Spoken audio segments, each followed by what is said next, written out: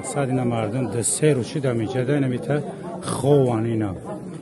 فرودگاه ونوکووی مسکو مرزبانان روس به صدها مهاجر تاجیک اجازه وارد شدن به قلمرو روسیه را ندادند. با چیکار کنه بگذاره کامera کنه باور کنه مردم تاجیکستان گویی که نبیاولی وزارت کنه بله توش نه عذاب ببین.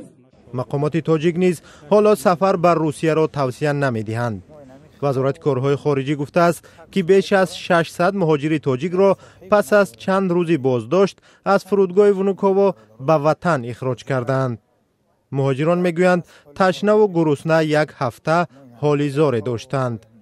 فقط توالت بود تمام دیگه زلی خالی یگون مگزین نبود. راست پیشمون محکم کردن در اونجا ما مثال دبولی کافه даже ما وای مراجعت کردن که ما به وای بیارن خیلی مدرسه‌ای که وای هست کو کجنه شتاب آدمایی که کمتر بودن که آدمایی که معیوب بودن زن و فرزندا بودن در اونجا مثال کودکاشون کردی بودن در جواب ناوردن درباره همون کمیکو یک جای میکردیم بسیار آدما درباره کافر خورفتن بسیار همون زنکا رو در اونجا جو کردیم. در سند اخراج مهاجران گفته شده است که درباره هدف سفرشان بر روسیه معلومات نادرست دادند. مهاجران میگویند مرزبانان تلفن‌هایشان را گرفتند، ساعت‌ها مکاتبت در مسنجرها و صفحه‌های شبکه‌های اجتماعی آنها را جستجو کردند، ظاهراً تا عیب بیابند. وقتی تلفن ما را گرفتن در پیش ما اول تماشا کردن آیدی تلفن دیدن. آیدی تلفن دیدن و گفتن که تلفناتون در دست ما میمونه، پرول تلفنتون ما در گپ زنید. ما پرول تلفن گپ زنید وقتی سنه 29 با ما تلفن دادن.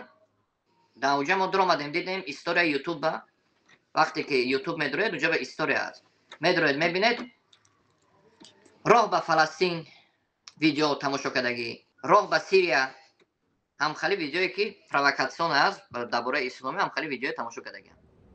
مقامات روسیه گفتند که تفتیش شهروندان خارجی یک چاره موقتی بوده، ضد مهاجران تاجیک نیست. تاجیکستان میگوید مقامات روس تنها مهاجران تاجیک را هدف قرار دادند.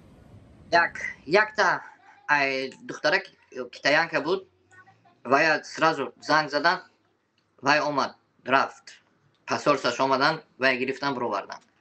بعد ای طرف ازبکستان دو کس بود، دو تا مرد.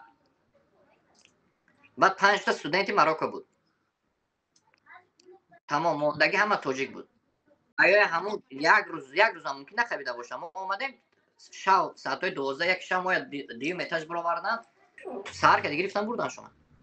بسیاری بعد نخوابیدم.